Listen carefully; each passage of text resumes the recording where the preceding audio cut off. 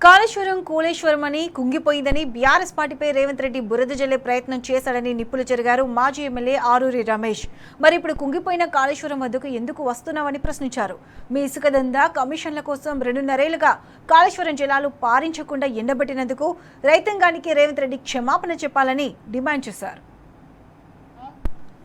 ముఖ్యమంత్రి గారు కాళేశ్వరాన్ని కూలేశ్వరం అన్నావు, మేడిగడ్డ కుంగిపోయిందన్నావు. 2.5 సంవత్సరాలుగా తెలంగాణ రైతాంగం నోలు కొట్టినవు, భూముల్ని బీడుబారించినవు. ఆ రోజే చెప్పిండ్లు ఎన్డీటీ వాళ్ళు అది కుంగిపోయింది, ఎల్ఎన్టీకి గ్యారంటీ పీరియడ్ ఉంది, ఏజెన్సీ చేస్తుందని చెప్పితే నువ్వు చెయ్యొద్దు. కాళేశ్వరం కుంగిపోయింది, కేసీఆర్ గారు అవినీతి పరుడని బీఆర్ఎస్ పార్టీ పైన బురద జల్లే కార్యక్రమం చేసినావు. ప్రజలంతా చూసిండ్లు. మరి ఇప్పుడు ఎందుకు వస్తున్నావు ఇక్కడికి?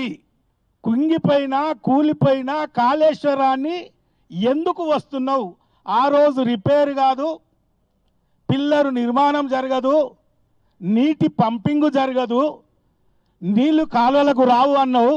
మరి నువ్వు నిండు అసెంబ్లీలో, పబ్లిక్ మీటింగుల్లో, ప్రెస్ మీట్లో, క్యాబినెట్ మీటింగ్లో మీరు, మీ ఇరిగేషన్ శాఖ మంత్రి గారు, ఈ జిల్లా మంత్రి గారు కాళేశ్వరం నీళ్లు తీసుకొచ్చి స్వచ్ఛమైన శుద్ధి చేసిన గోదావరి జలాల్ని మొత్తం హైదరాబాద్ ప్రజలకు తాగిస్తున్నారంటున్నారు.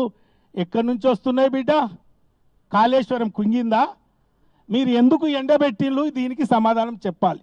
ఈ 2 ఏళ్ళు ఎండబెట్టడం వల్ల మీరు ఇసుక దందా చేయడానికా? ఈ ఇసుక దందా ద్వారా మీ పార్టీ వాళ్ళు బాగుపడడానికా? మీ కమిషన్ల కోసమా? నీవు పునర్నిర్మాణం చేయడం వల్ల భవిష్యత్తులో ఈ తెలంగాణ రాష్ట్రానికి సాగునీరు అందించడం వల్ల మరి ఇప్పటికీ నష్టపోయిన రైతాంగానికి వంగి ముక్కు భూమికి రాసి క్షమాపణ చెప్పాలని